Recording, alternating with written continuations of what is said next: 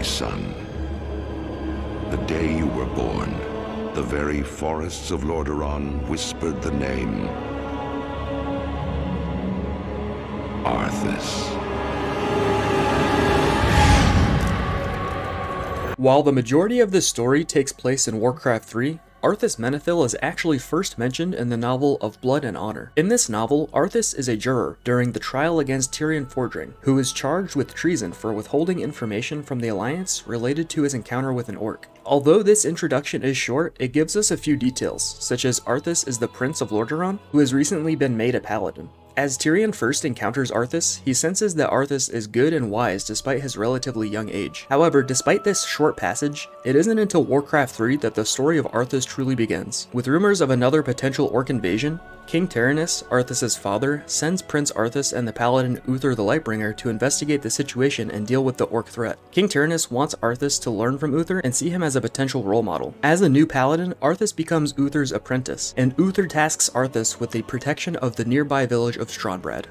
Uther, being the diplomat, sends 2 of his officers to speak with the orc leader at their stronghold. However, when the officers' horses return to Uther's encampment without them, Arthas becomes outraged and aggressively suggests that they should destroy the orcs. Uther warns Arthas that if they allow themselves to be overcome by vengeance, they will be no better than their enemies. Arthas seems reluctant to take this advice, but becomes encouraged when Uther suggests that Arthas lead the counterattack against the orcs.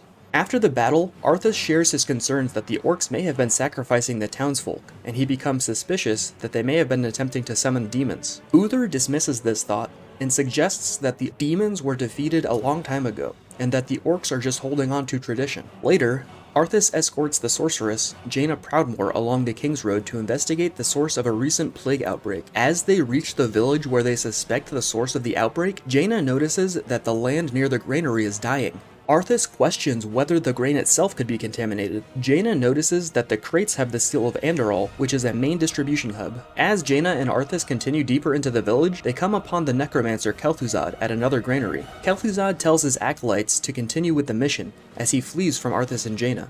Jaina suspects that Kel'Thuzad is the spreader of the plague, and Arthas suggests that they continue to Andorol to investigate further. In Andorol, Arthas and Jaina confront and kill Kel'Thuzad, but before his death, Kel'Thuzad confesses that he is the one who orders the Cult of the Damned, and he has been distributing the plagued grain. Kel'Thuzad goes on to claim that he serves the Dreadlord Mal'Ganis, who is the commander of the Scourge of the Undead. Kel'Thuzad tells Arthas that he can find Mal'Ganis in Strathholm if he wants further proof. On their way to confront Mal'Ganis in Strathholm, Arthas and Jaina reach the village of Hearthglen. There, a sergeant tells them that the Scourge have been attacking villages in the night, and that they are preparing for an invasion of Hearthglen. Arthas suggests that Jaina should go tell Uther about what's happening, while he stays behind to help defend Hearthglen. Just after Jaina leaves, Arthas notices that the crates of grain from Andorol have already been distributed amongst the villagers. Arthas then realizes that the Scourge hasn't been attacking villagers from the outside, but that the grain has been turning the villagers into undead to attack from within. As Arthas defends Hearthglen from these villagers turned undead, Uther and Jaina return to aid him. Again, Arthas shows his vengeful spirit by abruptly stating that he'll go to Strathholm and kill Mal'Ganis himself, and again, Uther attempts to reel him in, saying that Arthas is not powerful enough to face Mal'Ganis by himself. Feeling insulted, Arthas tells Uther that he's free to tag along, but he's going to Strathholm to fight Mal'Ganis with or without Uther's help.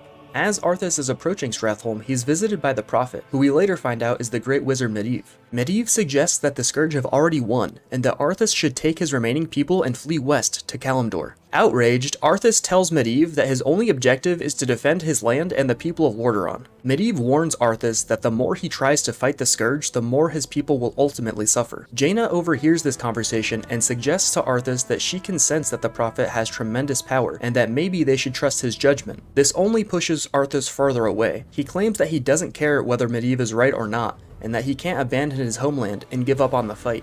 On the outskirts of Strathholm, Arthas begins to tell Uther about the plagued grain and how it is turning the villagers into the undead. But before he can finish explaining, Arthas realizes that the villagers have already been infected by the plague. Arthas suggests that they will have to purge the entire city before the villagers transform into the undead scourge. Having not seen the villagers transform in Hearthglen, Uther is disgusted by Arthas' suggestion and says that there has to be some other way. Arthas attempts to use his status as future king to order Uther to purge the city of Strathholm. He refuses to obey Arthas' command, and Arthas sees this as an an act of treason. Arthas suspends Uther from service as a paladin. Arthas further divides his forces by stating that everyone who is not willing to save his land should get out of his sight. Uther and Jaina leave Arthas, as they don't believe that purging the entire city of Stratholme is the answer to stopping the plague. In Stratholme, Mal'Ganis begins turning more villagers into the undead. As they come face to face, Mal'Ganis tells Arthas to gather his forces and meet him in Northrend to settle the score between them. Uther and Jaina return to Stratholme to witness the aftermath of the culling. Jaina tells Uther that Arthas is following Mal'Ganis into Northrend. 1 month later, Arthas arrives in Northrend. There, Arthas encounters the dwarf, Moradin Bronzebeard. Moradin has been lost in Northrend, and he assumes that Arthas is there to save him and his troops. Moradin tells Arthas that the reason he's in Northrend is because he is searching for a hidden vault, where the rune blade Frostmourne is being held. An emissary arrives in Northrend via Zeppelin to inform Arthas that King Tyrannus is recalling the expedition. When the captain informs Arthas of this, Arthas becomes irate, and becomes worried that he won't be able to defeat Mal'Ganis. In order to prevent his troops from being able to leave Northrend, Arthas devises a plan to set all of his own ships on fire. Arthas hires some native troll and ogre mercenaries to help burn down the Alliance ships. When he is confronted by his captain, Arthas blames the mercenaries who he hired for the destruction and commands his troops to kill them. Since Moradin was with Arthas when he devised this plan to burn down the ships, he knows that Arthas has betrayed the mercenaries. Moradin questions Arthas' motives, asking if he is solely driven by vengeance. With the scourge closing in, Arthas pleads with Moradin to help him claim Frostmourne so that they can defeat Mal'Ganis and the undead.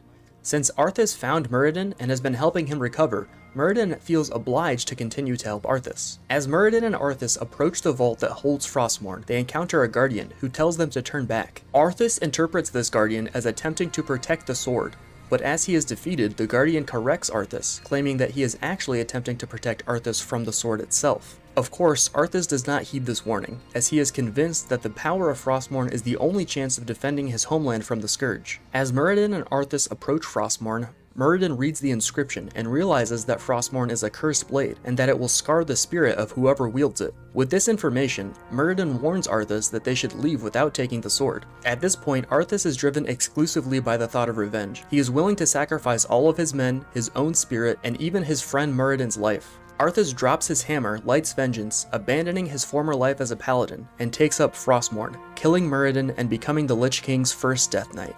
With Frostmourne, Arthas confronts Mal'Ganis. Mal'Ganis states that the Dark Lord foresaw this, and is surprised that Arthas actually went through with it. Arthas claims that he now only hears the voice of Frostmourne, but Mal'Ganis corrects him, saying that the voice Arthas is hearing is that of the Dark Lord, who is now able to communicate with Arthas through Frostmourne. Arthas states that the Dark Lord is telling him that the time for vengeance has come. Mal'Ganis is shocked by this revelation that the Dark Lord has betrayed him, but before he can react, Arthas abruptly pierces through Mal'Ganis with Frostmourne, killing the Dreadlord. With his mission complete, Arthas wanders through Northrend, eventually leaving and returning back to the capital city of Lordaeron. With the leader of the Scourge Mal'Ganis defeated and Arthas making his way back home, there is a celebration at the capital for his return. As a vessel to the Dark Lord through Frostmourne, Arthas approaches his father, King Tyrannus, and murders him within the throne room. With King Tyrannus dead, Arthas becomes the new king of Lordaeron. Shortly thereafter, the Dreadlord Tychondrius summons Prince Arthas to tell him that the Lich King is pleased with Arthas' actions. Tychondrius tells Arthas that Frostmourne was made to consume souls, and that Arthas' soul was the first one that it claimed. Arthas agrees to be a servant to the Lich King, and Tychondrius tasks him with rallying the Cult of the Damned.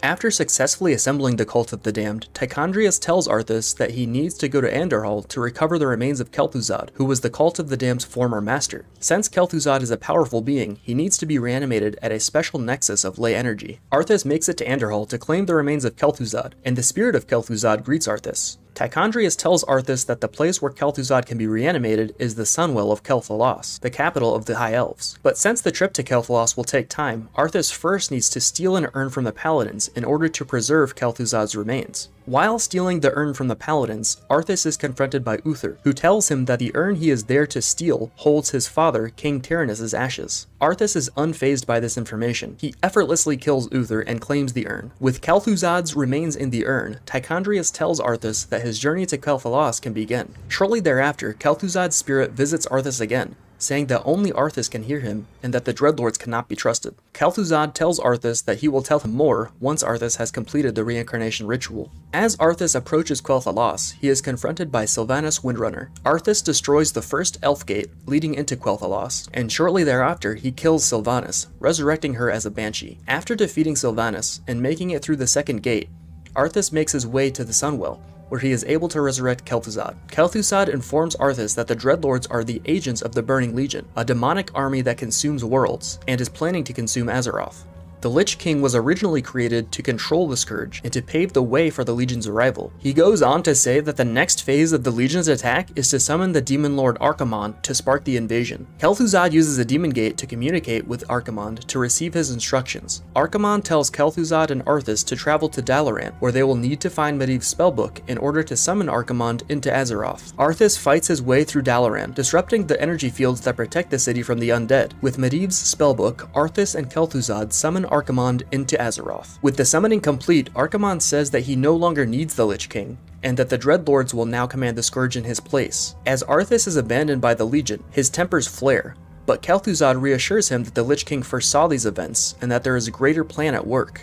Arthas tells the Dreadlords that he no longer requires their service. The Dreadlords claim that the Scourge is their weapon, but Arthas informs them that the Legion's masters have already been defeated. As Arthas threatens to kill them, the Dreadlords flee. Arthas is contacted by the Lich King, who tells him that time is running out. The Lich King commands Arthas to return to Northrend to protect the Frozen Throne.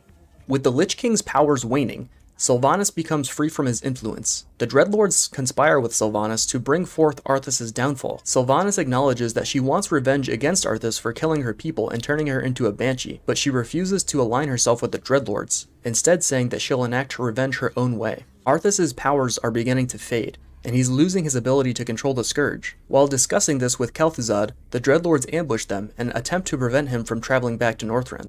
As Arthas escapes the city, he is met by Sylvanas' banshees, who appear to help him escape from the Dreadlord's trap. As they escape together, the Lich King contacts Arthas again, claiming that Arthas has been deceived and that he must return to Northrend. Sylvanas ambushes Arthas, poisoning him with a paralyzing arrow, but Kel'Thuzad comes to Arthas' rescue before Sylvanas can kill him.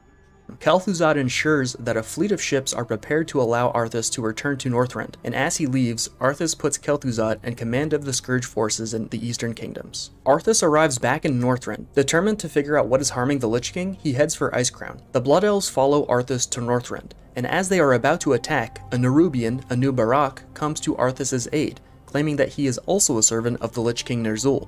Kael'thas confronts Arthas in Northrend, where he informs Arthas that Illidan is the one who is attacking the Lich King. In order to reach Icecrown in time to stop Illidan and his forces, Anub'arak tells Arthas about a shortcut through the tunnels of Azjol Nerub.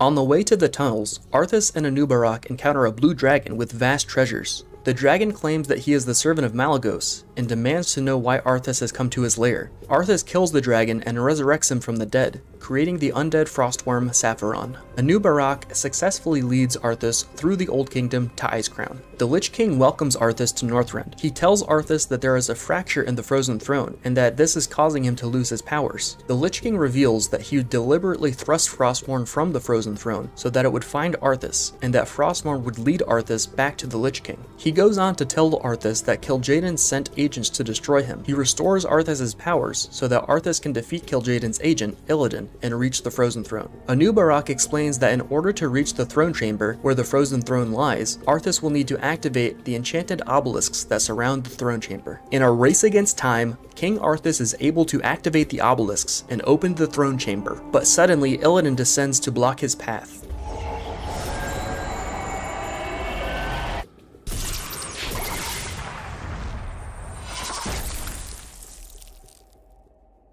During the battle, Illidan is ultimately defeated. As Arthas ascends to the Frozen Throne, we are reminded of all of the actions that Arthas took to achieve this goal. Uther reminding him to control his feelings of vengeance, or else he'll become as vile as his enemies. Muradin pleading with Arthas to leave Frostmourne and instead focus on protecting his people and his home. Uther refusing to obey Arthas' command to purge the citizens of Strathholm, and Muradin calling Arthas out for burning the Alliance's ships in Northrend and blaming the Ogre and Troll mercenaries. As Arthas reaches the Frozen Throne, Ner'zhul commands him to return Frostmourne and release him from his prison.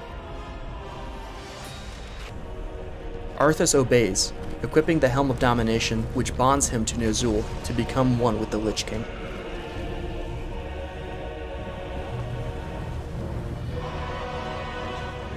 Now, we are